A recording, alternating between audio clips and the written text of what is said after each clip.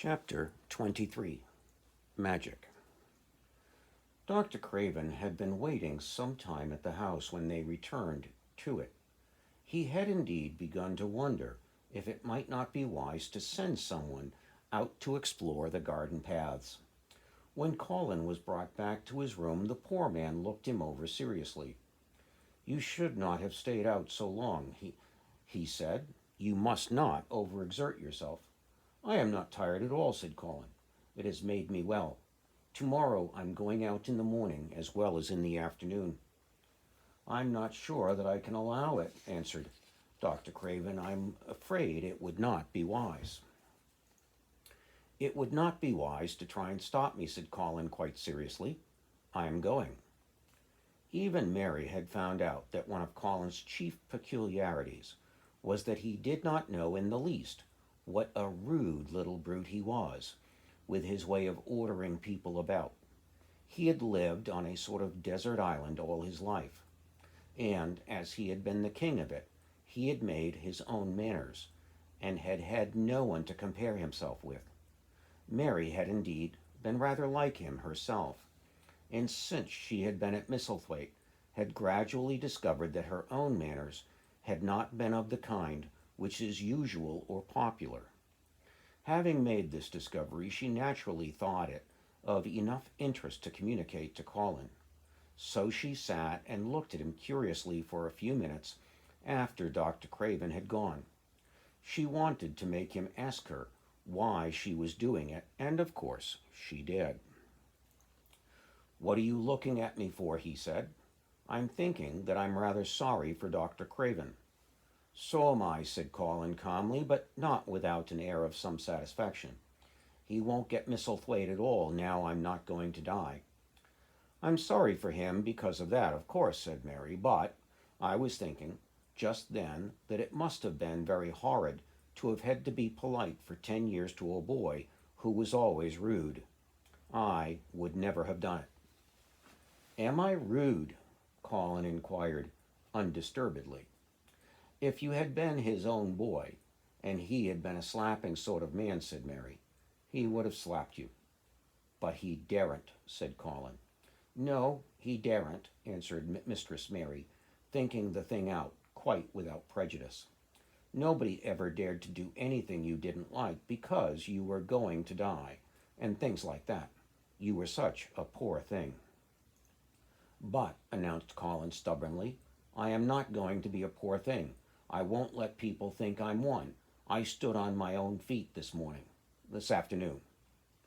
"It is always having your own way that has made you so queer," Mary went on, thinking aloud. Colin turned his head, frowning. "Am I queer?" he demanded. "Yes," answered Mary, "very. But you needn't be cross," she added impartially, "because so am I queer, and so is Ben Weatherstaff. But I am not as queer as I was before I began to like people, and before I found the garden." "I don't want to be queer," said Colin. "I am not going to be." And he frowned again with determination. He was a very proud boy. He lay thinking for a while, and then Mary saw his beautiful smile begin and gradually change his whole face. "I shall stop being queer," he said. "If I go every day to the garden, there is magic there. Good magic. You know, Mary. I'm sure there is." "So am I," said Mary. "Even if it isn't real magic," Colin said, "we can pretend it is. Something is there. Something." "It's magic," said Mary, "but not black. It's as white as snow." They had always called it magic, and indeed it seemed like it in the months that followed. The wonderful months, the radiant months, the amazing ones. Oh, the things which happened in that garden. If you have never had a garden, you cannot understand. And if you have had a garden, you will know that it would take a whole book to describe all that came to pass there.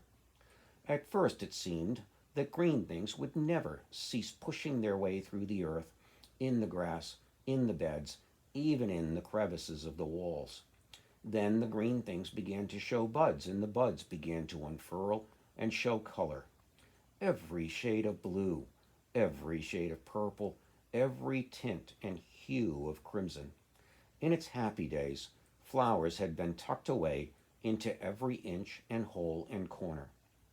Ben Weatherstaff had seen it done, and had himself scraped out mortar from between the bricks of the wall and made pockets of earth for lovely things, clinging things to grow on. Iris and white lilies rose out of the grass in sheaves, and the green alcoves filled themselves with amazing armies of the blue and white flower lances of tall delphiniums or columbines or campanulas. She was main fond of them, she was, Ben Weatherstaff said. She liked them things as was allus pointin' up to the sky, to the blue sky, she used to tell. Not as she was one of them as looked down on the earth. Not her. She just loved it. But she said as the blue sky allus looked so joyful. The seeds Dickon and Mary had planted grew as if fairies had tended them. Satiny poppies of all tints danced in the breeze by the score, gaily defying flowers which had lived in the garden for years, and which, it might be confessed, seemed rather to wonder how such new people had got there. And the roses rising out of the grass, tangled round the sundial, wreathing the tree trunks and hanging from their branches, climbing up the walls and spreading over them with long garlands, falling in cascades. They came alive day by day, hour by hour, fair, fresh leaves, buds, and buds tiny at first but swelling and working magic until they burst and uncurled into cups of scent, delicately spilling themselves over their brims and filling the garden air. Colin saw it all, watching each change as it took place. Every morning he was brought out, and every hour of each day, when it didn't rain, he spent in the garden. Even gray days pleased him. He would lie on the grass, watching things growing, he said. If you watched long enough, he declared, you could see the buds unsheath themselves. Also, you could make the acquaintance of strange, busy insect things running about on various unknown but evidently serious errands, sometimes carrying tiny scraps of straw or feather or food or climbing blades of grass as if they were trees from whose tops one could look out to explore the country. A mole throwing up its mound at the end of its burrow and making its way out at last with the long-nailed paws which looked so like elfish hands, had absorbed him one whole morning.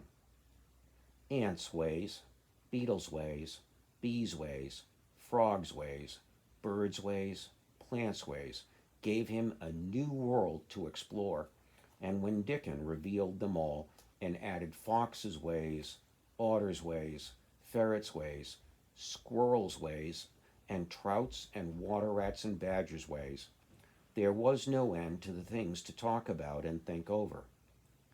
And this was not half of the magic. The fact that he had really once stood on his feet had set Colin thinking tremendously. And when Mary told him of the spell she had worked, he was excited and approved of it greatly. He talked of it constantly. Of course, there must be lots of magic in the world, he said wisely one day. But people don't know what it is like or how to make it. Perhaps the beginning is just to say nice things are going to happen until you make them happen. I am going to try an experiment. The next morning, when they went to the secret garden, he sent at once for Ben Weatherstaff. Ben came as quickly as he could, and he found the Rajah standing on his feet under a tree and looking very grand, but also beautifully smiling. Good morning, Ben Weatherstaff, he said. I want you and Dickon and Mary to stand in a row and listen to me because I'm going to tell you something very important. Aye, aye, sir, answered Ben Weatherstaff, touching his forehead. One of the long-concealed charms of Ben Weatherstaff was that in his boyhood he had once run away to the sea and had made voyages so he could reply like a sailor. I am going to try a scientific experiment, explained the Rajah. When I grow up, I am going to make great scientific discoveries, and I am going to begin now with this experiment. Aye, aye, sir, said Ben Weatherstaff promptly, though this was the first time he had heard of great scientific discoveries. It was the first time Mary had heard of them either. But even at this stage, she had begun to realize that, queer as he was, Colin had read about a great many singular things and was somehow a very convincing sort of boy. When he held up his head and fixed his strange eyes on you, it seemed as if you believed him almost in spite of yourself. Though he was only 10 years old, going on 11, at this moment he was especially convincing because he suddenly felt the fascination of actually making a sort of speech like a grown-up person. The great scientific discoveries I'm going to make, he went on, will be about magic. Magic is a great thing, and scarcely anyone knows anything about it except a few people in old books, and Mary a little because she was born in India where they are fakirs. I believe Dickon knows some magic, but perhaps he doesn't know he knows it. He charms animals and people. I would never have let him come to see me if he had not been an animal charmer, which is a boy charmer too, because a boy is an animal. I'm sure there is magic in everything, only we have not sense enough to get hold of it and make it do things for us, like electricity and horses and steam. This sounded so imposing that Ben Weatherstaff became quite excited and really could not keep still. Aye, aye, sir, he said, and he began to stand up quite straight. When Mary found this garden, it looked quite dead, the orator proceeded. Then something began pushing things up out of the soil and making things out of nothing. One day things weren't there, and another they were. I had never watched things before, and it made me feel very curious. Scientific people are always curious, and I am going to be scientific. I keep saying to myself, what is it? What is it? It's something. It can't be nothing. I don't know its name, so I call it magic. I have never seen the sun rise, but Mary and Dickon have, and from what they tell me, I'm sure that is magic too. Something pushes it up and draws it. Sometimes, since I've been in the garden, I've looked up through the trees at the sky, and I have had a strange feeling of being happy, as if something were pushing and drawing in my chest and making me breathe fast. Magic is always pushing and drawing and making things out of nothing. Everything is made out of magic: leaves and trees, flowers and birds, badgers and foxes and squirrels and people.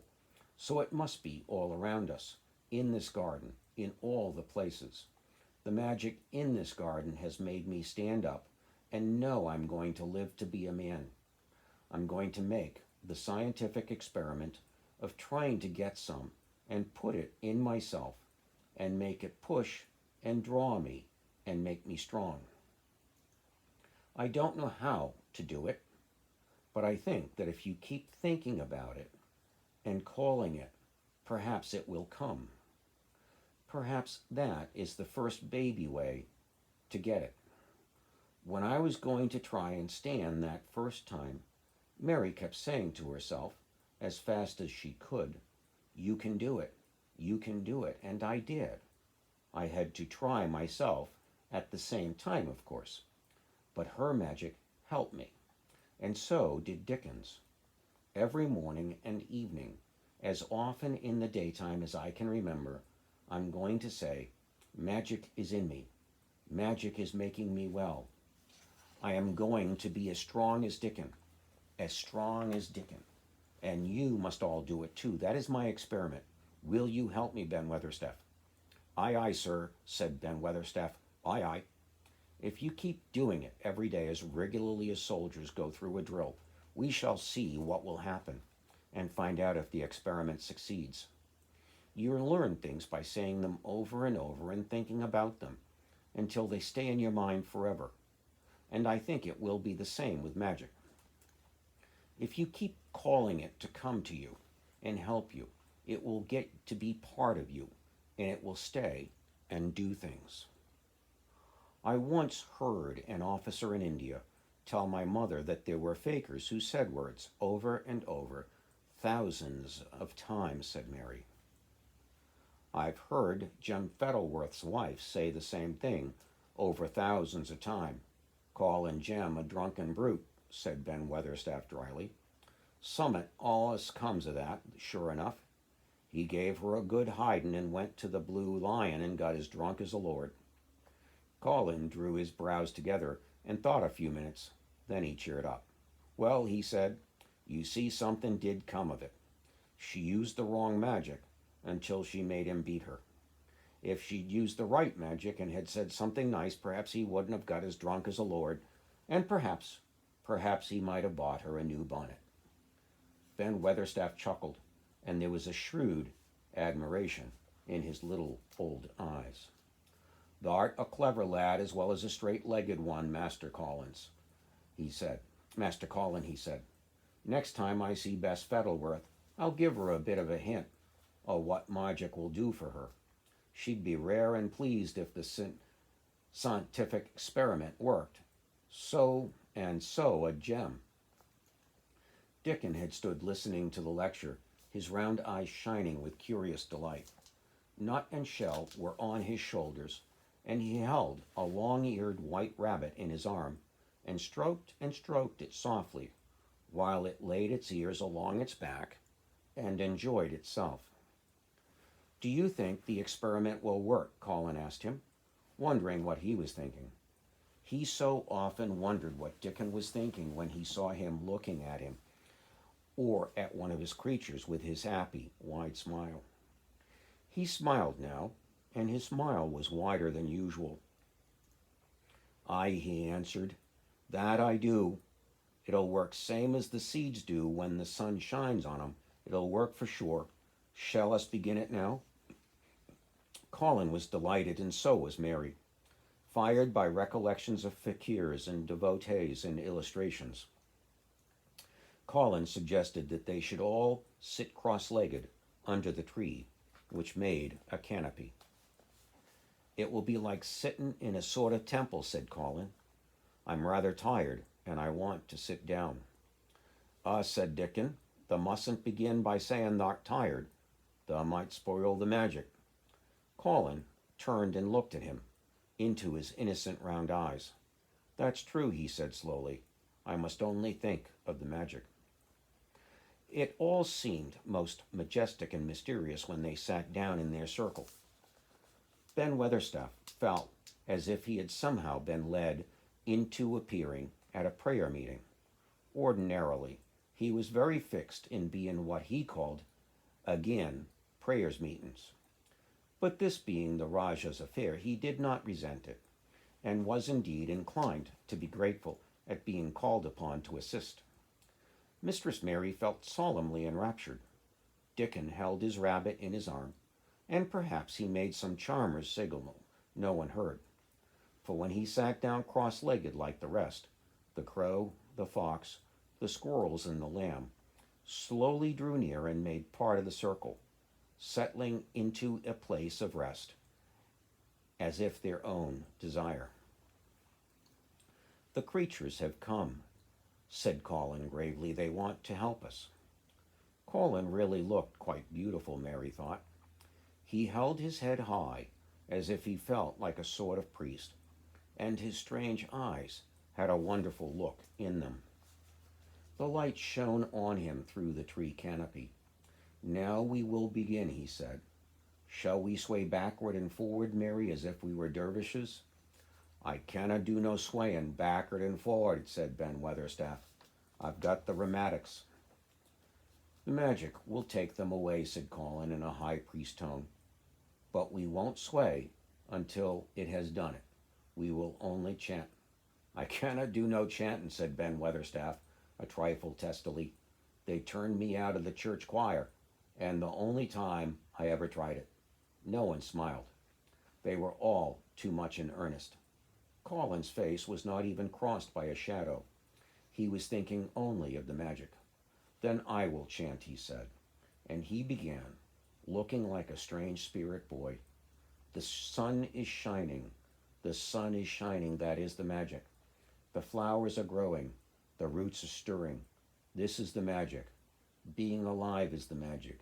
Being strong is the magic. The magic is in me. The magic is in me. It is in me. It is in me. It is in every one of us. It is in Ben Weatherstaff's back. Magic, magic, come and help. He said it a great many times. Not 1,000 times, but quite a goodly number. Mary listened entranced. She felt as if it were at once queer and beautiful, and she wanted him to go on and on. Ben Weatherstaff began to feel soothed into a sort of dream which was quite agreeable. The humming of the bees in the blossoms mingled with the chanting voice and drowsily melted into a doze. Dickon sat cross-legged with his rabbit asleep on his arm and a hand resting on the lamb's back. Soot had pushed away a squirrel and huddled close to him on his shoulder. The gray film dropped over his eyes. At last, Colin stopped. "Now I'm going to walk round the garden," he announced.